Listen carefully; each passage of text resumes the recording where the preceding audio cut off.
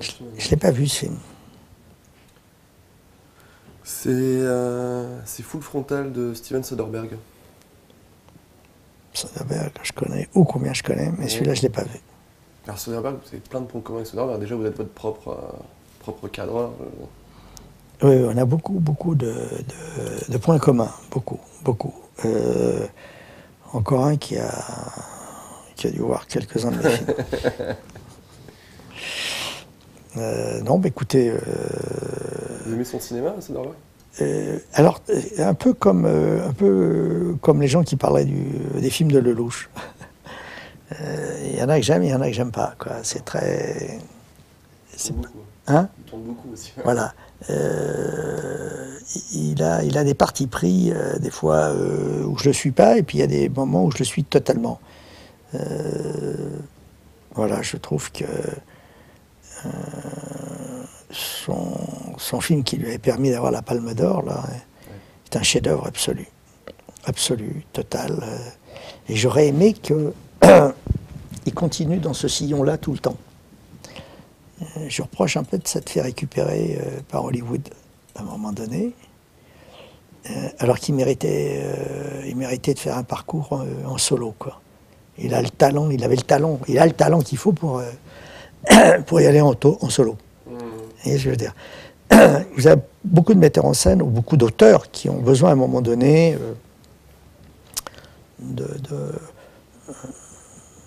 du talent des autres pour assurer le parcours qu'ils font. Encore qu'un metteur en scène, le talent d'un metteur en scène, c'est de mettre le talent des autres en évidence. Hein. C'est notre boulot. Hein. On est là pour mettre le talent des autres. Notre talent à nous, c'est de voir où se trouve le talent, puis de le faire. Mais je trouve qu'il fait trop d'aller-retour entre le cinéma magique, merveilleux qu'il sait faire, et puis je crois qu'il est flatté de tourner avec des stars. À un moment donné, ça doit le flatter. Voilà, mais sinon, un grand metteur en scène. Vous avez un autre point commun, c'est le goût des coups marketing, entre guillemets, quoi. Il y a ça qui parcourt votre carrière? Oui, alors encore une fois, c'est pas des coups marketing. Ça se transforme en coups marketing. Mais quand je prends un mec comme Tapi, c'est parce que je suis intimement convaincu que c'est un très grand comédien. Oui, non, mais je pensais plus à des trucs comme Johnny Hallyday dans L'Aventure, c'est l'aventure, qui écrit pour le film, ou Mireille Mathieu dans La Bonne Année, oui, mais trône dans son propre rôle. Encore une fois, je fais des films d'humeur et des films sur mon époque.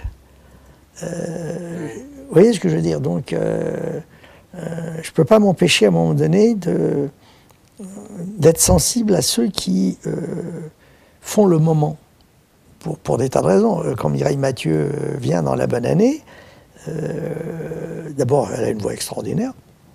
Extraordinaire, je crois, une des plus belles voix qu'on ait en France. Mais elle s'est caricaturée, enfin, les gens l'ont caricaturée, ce qui fait qu'on n'entend plus sa voix. C'est comme Céline Dion. Aujourd'hui, on n'entend plus la voix de Céline Dion. Mais quelle voix! Quelle voix! Mais le public, lui, s'y trompe pas. Vous voyez? Le public, lui, il en a rien à foutre de tout ce qu'on peut raconter, de ses jumeaux, machin. Lui, il y va pour la voix. Le public, il va au spectacle pour des bonnes raisons.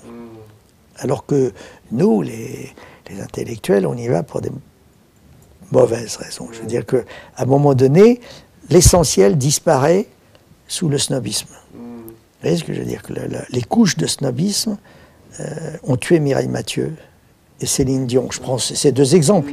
Mais on ne peut pas dire... On est obligé de reconnaître qu'elles ont des voix extraordinaires. Je veux dire, quand Céline Dion chante, chapeau. Vous voyez, voilà. Quand Montand chantait, on ne peut rien dire, quoi. Qu'il ait des opinions politiques ou pas, qu'il soit machin, qu'il soit tapé sa fille ou pas, bon, tout ça on oubliait. Il chante. Quand il chante, voilà. Donc, voilà. Mais il y a aussi une volonté d'amener le spectateur plus facilement dans la salle quand on a, je sais pas, Johnny qui chante une chanson et qui fait un petit rôle dans L'Aventure, c'est l'aventure. On se dit si ça peut ramener quelques fans de Johnny égarés. Non, parce que c'est formidable que Johnny, à l'époque, qui avait eu une petite traversée de désert, c'était au moment où je le vois, il a une petite traversée de désert. Hein. Ah ouais? Bah oui, toute petite. Et donc, je lui dis, dis donc, c'est amusant, si je te kidnappe, tu vois, ça va relancer ta carrière. Alors, il me dit, c'est marrant. Et Johnny a de l'humour. Il a forcément de l'humour quand il fait ça. Il faut vraiment avoir une dose d'humour extraordinaire. Quand vous êtes Johnny, d'accepter de vous faire enlever pour améliorer votre... Donc Johnny a de l'humour. Mais, alors c'est vrai que... mais si je prends un chanteur qui n'est pas connu, ça n'a pas de sens. Vous voyez ce que je veux dire? Si je prends un jeune chanteur qui veut se faire connaître, bon, c'est intéressant aussi. Mais c'est beaucoup plus drôle de voir Johnny avec ses 4 loustiques. Beaucoup plus drôle. Quand Johnny leur fait le chèque, tout ça, je trouve qu'au niveau du spectacle, ça mérite cette concession. Mais j'ai souvent fait des concessions. Je suis comme certains auteurs, on est prêt à dire n'importe quoi pour un bon mot. Je suis un cinéaste populaire.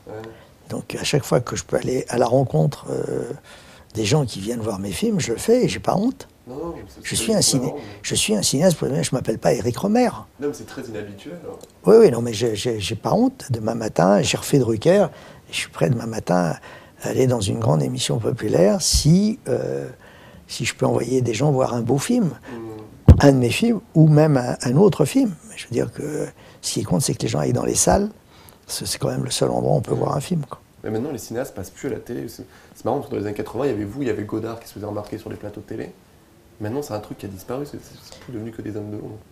Oh, Godard, quand il est en télé, il est extraordinaire. Oui, donc voilà, il y avait vous et Godard. Godard, il est... Lui, il est époustouflant. Moi, j'ai un spectacle. Moi, je préfère toutes les interventions de Godard, souvent à ses films, parce qu'il a... D'abord, il nous dit plein de choses. Quand Godard parle en direct, il nous en dit plus que dans ses films. Et puis là, on comprend. On comprend tout. Là, c'est clair. Quand Godard parle, tout devient clair. Je comprends ses films. S'il y a un metteur en scène qui a besoin d'aller expliquer ses films, c'est lui. Parce que là, d'un seul coup, on ne les voit pas pareil, quoi. Là, il y a besoin d'un mode d'emploi pour aller voir un film de Godard. Et il est le mode d'emploi extraordinaire. Je me régale.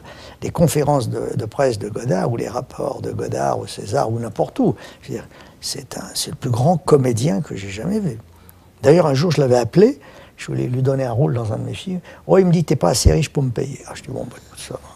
Donc, voilà. Donc, mais je voulais un jour le faire tourner.